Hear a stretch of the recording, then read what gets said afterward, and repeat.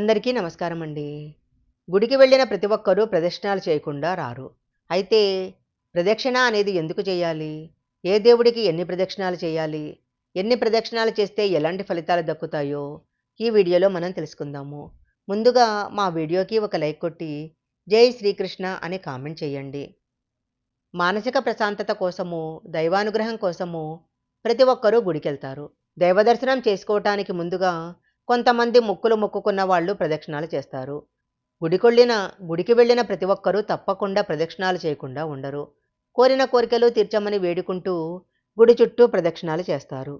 సాధారణంగా గుడికెళ్ళినప్పుడు ఖచ్చితంగా 3 ప్రదక్షిణాలు చేస్తూ ఉంటారు.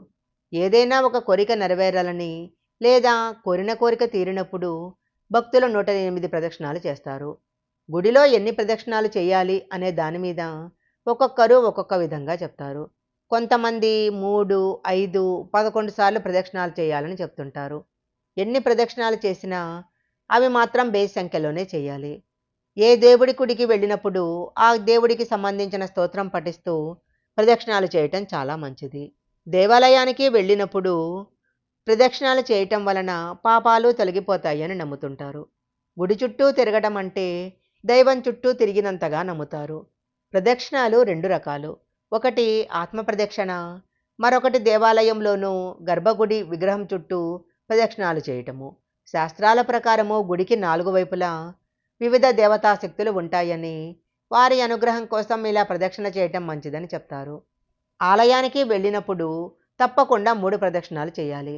వినాయకుడి ఆలయంలో అయితే 3 ప్రదక్షిణలు, హనుమంతుడి దేవాలయంలో 5 ప్రదక్షిణాలు చేయాలి. విష్ణుమూర్తి ఆలయంలో కూడా 5 ప్రదక్షిణాలు చేయాలి.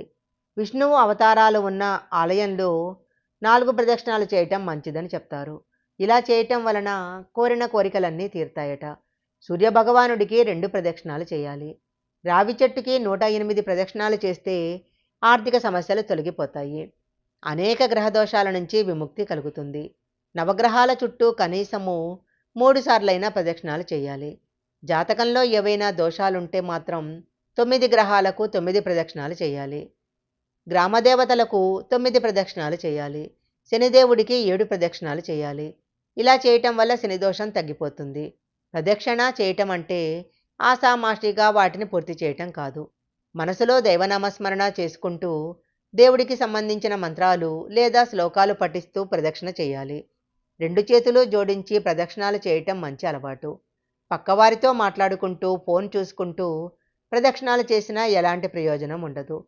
శివాలయానికి వెళ్ళినప్పుడు మాత్రము ప్రదక్షిణాలు చేసేటప్పుడు కొన్ని నియమాలు పాటించాలి. మామూలుగా వేరే ఆలయంలో చేసే ప్రదక్షిణాలు, శివాలయంలో చేసే ప్రదక్షిణాలు వేరుగా ఉంటాయి. శివాలయంలోని సోమసూత్రం దాటి ప్రదక్షిణాలు చేయకూడదు. శివాలయంలోని ధ్వజస్తంభం దగ్గర నుంచి గర్భాలయానికి వెనక ఉన్న సోమసూత్రం వరకే వెళ్ళి వెనుతిరగాలి. సోమసూత్రం దాటకూడదు. ఎందుకంటే శివుని అభిషేక జలం బయటికి పోయే మార్గం ఇది. అందుకే పవిత్రమైన ఆ జలాన్ని దాటకూడదు అంటారు. సోమసూత్రాన్ని దాటితే ఎన్ని ప్రదక్షిణాలు చేసినా ఒక ప్రదక్షిణ కిందకే వస్తుంది. ఈ వీడియో గనక మీకు నచ్చినట్లయితే లైక్ చేయండి, షేర్ చేయండి. ఇలాంటి మరిన్ని వీడియోల కోసం మా ఛానల్ సబ్స్క్రైబ్ చేసుకోండి. పక్కనే ఉన్న బెల్ ఐకాన్ యాక్టివేషన్ చేసుకుంటే మేము పెట్టే వీడియోలన్నీ కూడా మీకు ముందుగానే నోటిఫికేషన్గా వస్తాయి. మరొక మంచి వీడియోతో మళ్ళీ కలుసుకుందాం.